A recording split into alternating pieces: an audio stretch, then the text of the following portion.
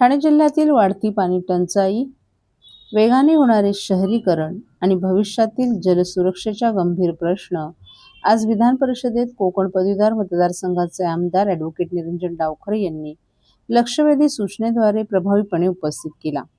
बारवी धरणावरील वाढता ताण, पाणीपुरवठ्याचं नियोजन, नव्या बांधकामांना दिल्या जाणाऱ्या परवानग्या आणि भविष्यातील पाणी नियोजनाबाबत शासनाने दीर्घकालीन धोरण जाहीर करावं अशी ठोस मागणी त्यांनी सभागृहात केली. डावखरे यांनी बारवी धरण हे ठाणे जिल्ह्यासह कल्याण, डोंबिवली, अंबरनाथ, बदलापूर, उल्हासनगर आणि परिसरातील लाखो नागरिकांसाठी जीवनवाहिनी आहे. मात्र वाढती लोकसंख्या, वेगानं होणारं शहरीकरण आणि अपुऱ्या पावसामुळे दरवर्षी नागरिकांना पाणी कपातीचा सामना करावा लागत असल्याचं सांगितलं. अनेक भागांमध्ये नियोजित पाणीपुरवठा बंद करण्याची वेळ येत असून या परिस्थितीवर कायमस्वरूपी उपाययोजना करण्याची गरजही त्यांनी अधोरेखित केली.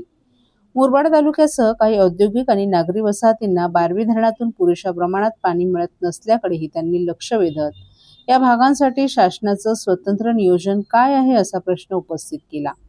उपलब्ध पाणीसाठ्याचं योग्य फेर नियोजन, औद्योगिक आणि नागरी वापरांमध्ये संतुलन तसंच भविष्यातील गरजा लक्षात घेऊन दीर्घकालीन जलधोरण तयार करण्याची त्यांनी मागणी केली. ठाणे महानगरपालिकेची लोकसंख्या सुमारे 15 लाखाहून 22 लाखाहून अधिक झाली असून कल्याण, डोंबिवली, उल्हासनगर, अंबरनाथ आणि बदलापूरमध्येही झपाट्याने शहरीकरण होत आहे.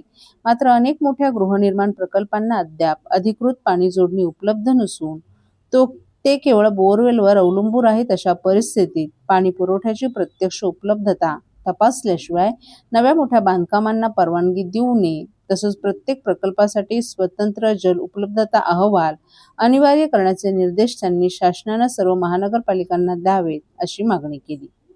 बारवी धरणाची साठवण क्षमता वाढवणे, भविष्यातील लोकसंख्येच्या गरजा लक्षात घेऊन नवीन जलस्रोत विकसित करणे आणि संपूर्ण ठाणे जिल्ह्यातील पाणी पुरवठ्याचा वस्तुनिष्ठ आढावा घेणारी जलसुरक्षा श्वेतपत्रिका नागपूर अधिवेशनापूर्वी जाहीर करण्याचीही त्यांनी मागणी केली.